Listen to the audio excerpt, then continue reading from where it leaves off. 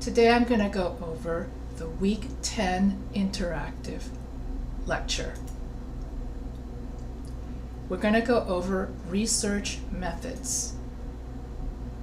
Before planning a speech or writing in detail about a certain topic, you should probably need to consult several sources to learn more about it. What information would you need to support your ideas? What type of sources would be useful? How would you be sure that the information contained in your sources are relevant and reliable?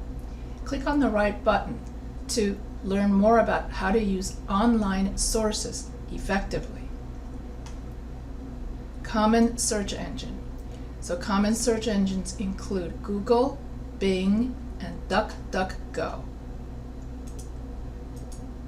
Meta search engines include Mama, Zimbaloo, and TurboScout. Specialized search engines include Google Scholar, Wolfram Alpha, and Live Plasma. So I've used Google Scholar, and all of the sources on Google Scholar are credible sources because they're all scholarly sources.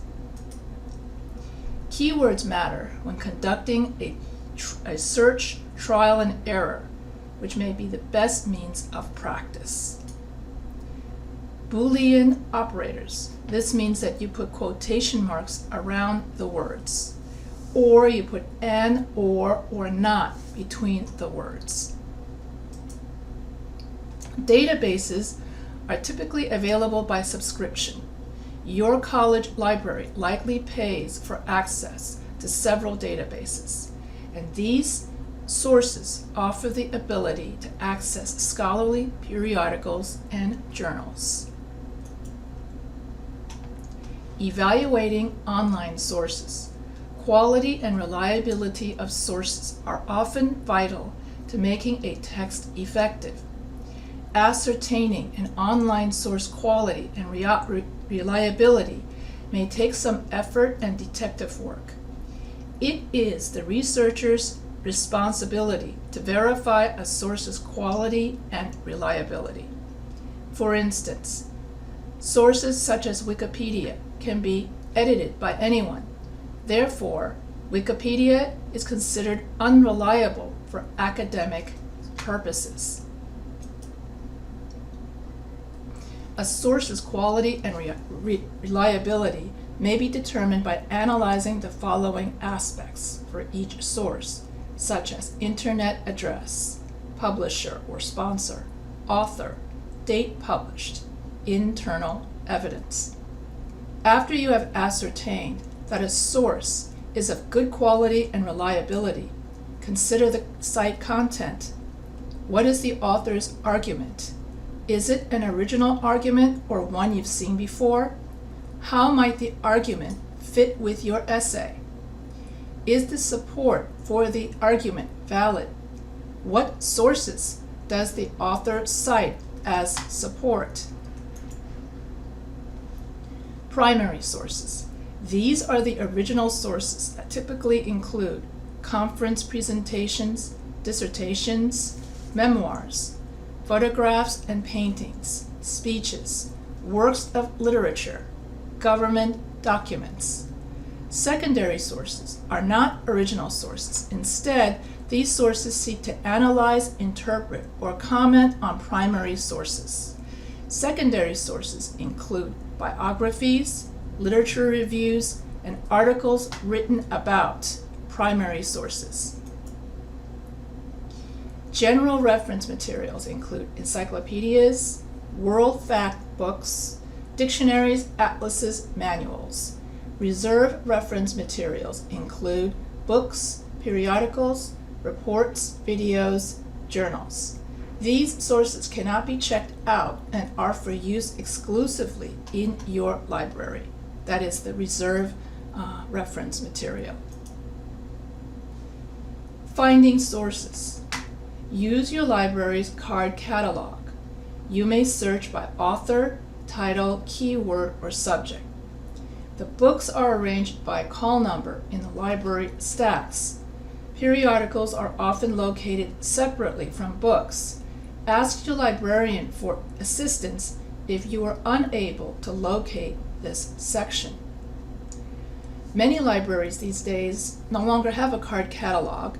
Instead, they have a computer database from which you can search for your, and the computer database is similar to Google, where you have a search engine and you just type into the search engine what article you're looking for, and then you press the submit button, and then the search engine in the library will locate where the book is, will tell you where the ebook is. So it depends on whether you have an online library or if you have a physical library. And so for Fortis College, we have an online library where you just type in the search word in the text box, and then you can also search for each of the databases, search engine as well, text box. And so I made a separate video about how you can use the Fortis College online library. It's important to note that all of the sources in the Fortis College online library, or any online library at your college, has credible sources, because those are the sources that have been peer reviewed. And the most credible sources that you can find are peer reviewed sources. So I will go over that in a second.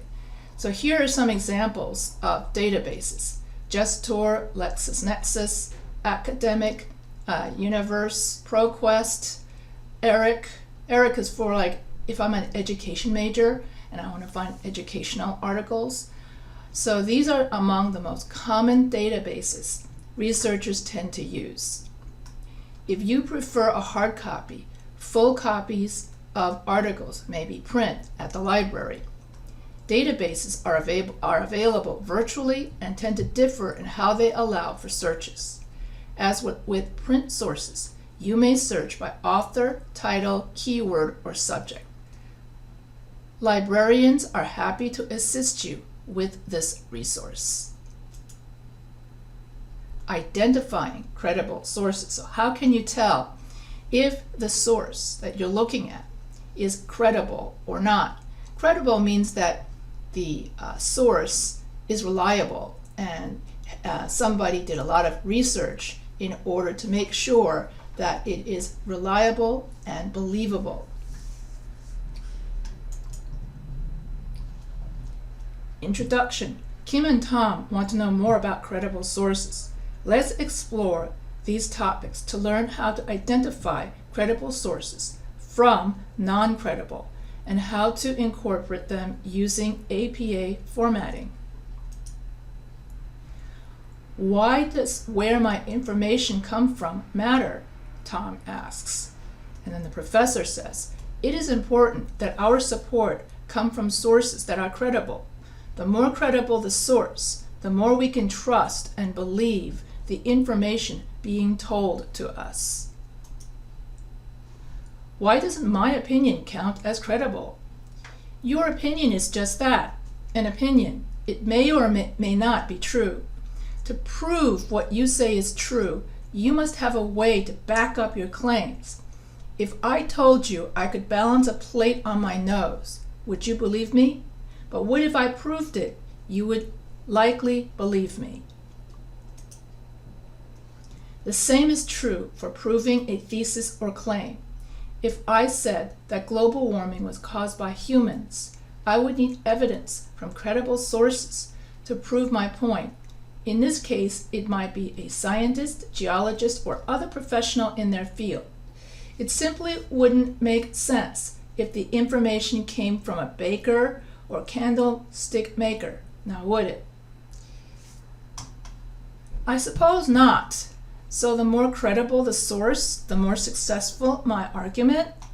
Exactly. So I know a professional in their field makes a credible source, but can you give me some examples or where I can find them? Sure, let's look at some credible sources.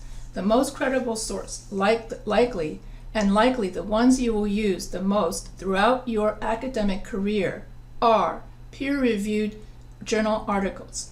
These are found in college and university online library. To visit the Fortis College, click here, and I'm going to come back to that. The online libraries will house databases that specialize in different subjects. By searching within a certain database and limiting your search to peer-reviewed journals, you will find the most credible sources.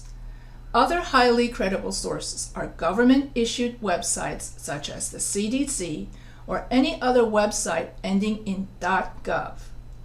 University and college sites are great sources as well. You can often find statistical information as well as articles within any given university website. These always end in edu. Finally, organizational websites will house excellent data and historical information. These always end in org, O-R-G. So here they're saying that websites that end in .gov, .edu, and .org are reliable sources. And I will come back to the online library later.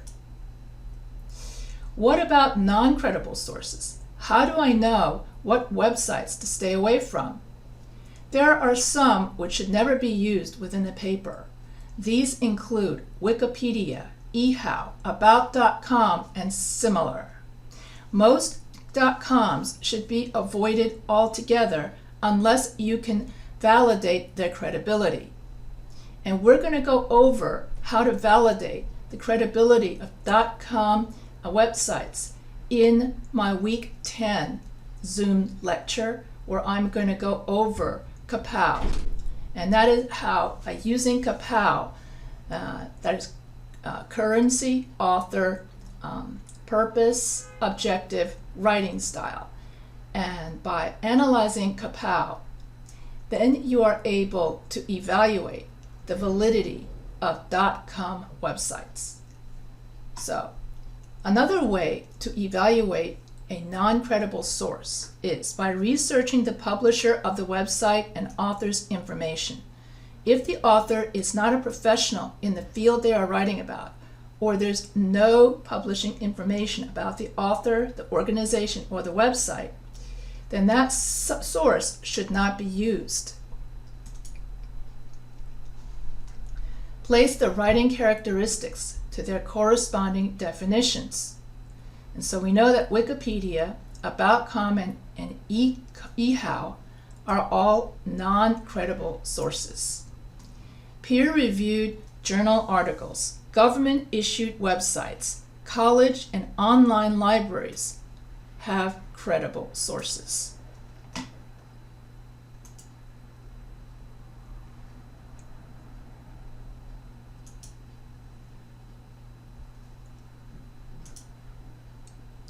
APA formatting.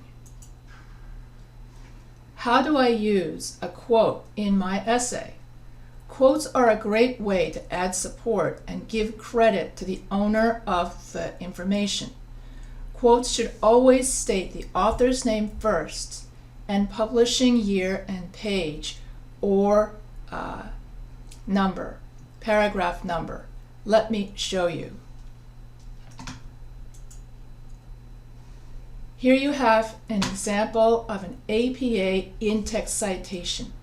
So you would start out by saying the doctor's name, Dr. Pates of the Purdue Online Writing Lab stated, your essay should include 4 major sections: the title page, abstract, main body, and references.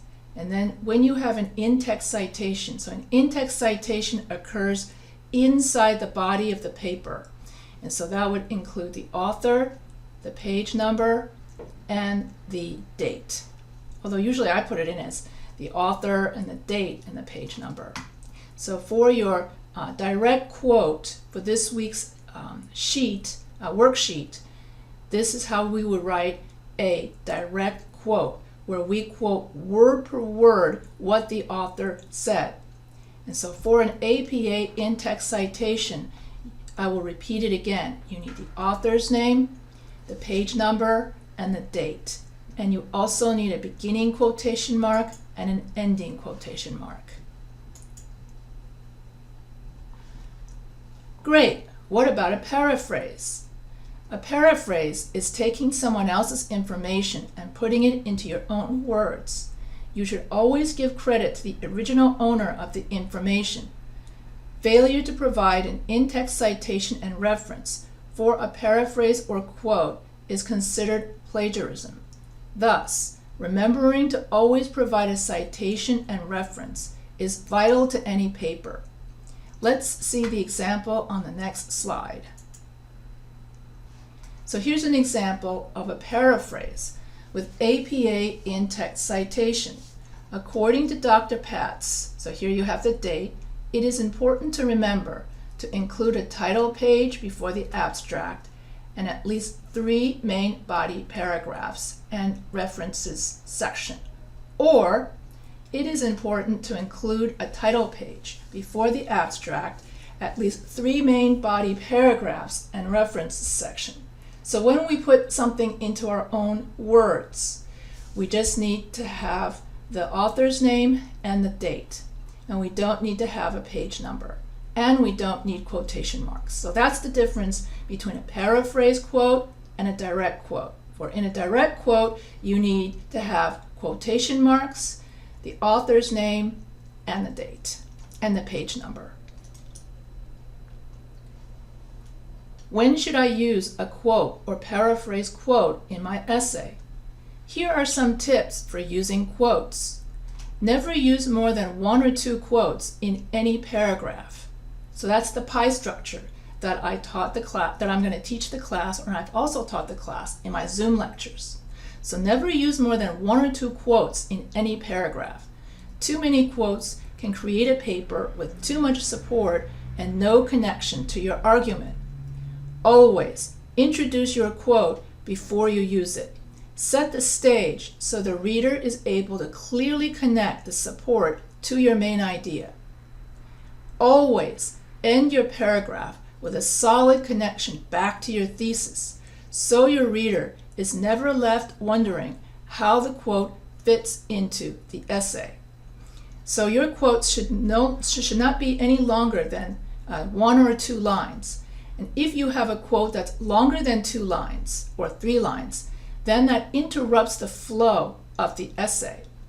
And if your quote is too long, you would need a block citation, that is a paragraph within another paragraph. And I discourage students from using block citations unless absolutely necessary. I think I get it, but what about the references section? Are my in-text citations enough? In-text citations let your reader know where to find the listing in the reference section. The references acts as an index of all the source material you used in your paper. Every in-text citation should have an alphabetical listing in the reference citation. Should your reader want more information about the subject, they are able to locate it using the information you provide in the reference section. And so when I do my PowerPoints with you guys, I always have references at the end of my PowerPoint. So when I just recently did the business presentation, you will notice that at the very end of my PowerPoint, I had like 5 or 6 business books that I used. So at the end of your presentation and at the end of your paper, okay, that's after the last page, you're going to put in the word references. And then you're going to give a list of your sources. And you have to put your sources in alphabetical order. So that means that Baker, Smith, Baker, John first. Then you have Caroline, and then you have Zeddy. Okay, so you got to have it in alphabetical order by the last name first of the author.